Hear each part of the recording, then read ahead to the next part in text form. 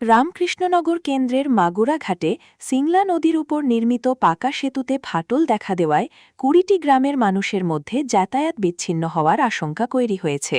সেতু ও সংযোগকারী সড়ক ক্ষতিগ্রস্ত হওয়ায় মঙ্গলবার বিকেলে এলাকাবাসী প্রতিবাদে সামিল হন। মাগুরাছড়া, পশ্চিম পাঠাখাউড়ি, সিমসিমপুর সহ বিস্তীর্ণ এলাকার মানুষের শিক্ষা, চিকিৎসা ও ব্যবসার প্রধান ভরসা এই সেতু। বড় কোনো বিপর্যয়ের আগেই শ্রীভূমি জেলা প্রশাসন, পূর্তিমন্ত্রী কৃষ্ণেন্দু পাল এবং স্থানীয় বিধায়কের হস্তক্ষেপে সেতুর দ্রুত পরিদর্শন ও সংস্কারের দাবি জানিয়েছেন ক্ষুব্ধ এলাকাবাসী। এখানে আমরা এই গ্রামের ২০-২৫টি গ্রামের মানুষ একত্রিত হয়েছি।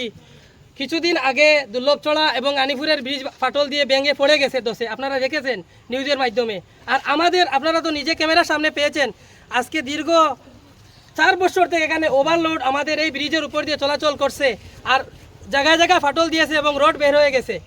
আপনারা দেখতে পাচ্ছেন, আমরা বিধায়কের দৃষ্টি আকর্ষণ করি এবং ডিসি মহোদয় স্যারের দৃষ্টি আকর্ষণ করি, এই জিনিসটা তোলার চেষ্টা করছি। আপনারা এই জিনিসটা প্রচার করবেন।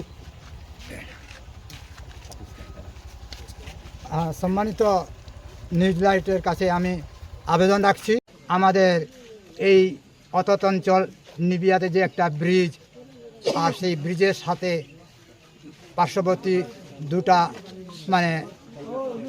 সড়ক যোজনা যে রাস্তা, পিডাব্লিউডি বা ব্লক রাস্তা, সেই দুইটা রাস্তা এবং আমাদের এই ব্রিজ আজকে ভাঙনের পথে। আর এই ব্রিজের উপর নির্ভর করে আমাদের এই ২০-২৫টা গ্রাম, এই তত অঞ্চলে ২০-২৫ হাজার মানুষের একজন বহুল এরিয়া।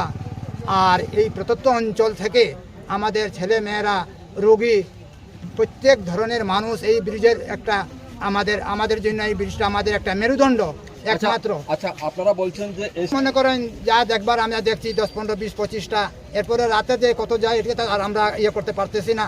যার জন্য ওভারলোড ব্রিজ বালি নেওয়া গাড়িগুলার যারাতে ব্লক তো সম্পূর্ণ নষ্ট হয়ে গেছে। এখন মোটামুটি যে ব্রিজটা যেখানে আমরা বর্তমানে উপস্থিত হয়েছি সবে, এই ব্রিজটা এই আপনাদের সামনেই অনেক ধরনের ক্ষতিগ্রস্ত হয়ে যাচ্ছে।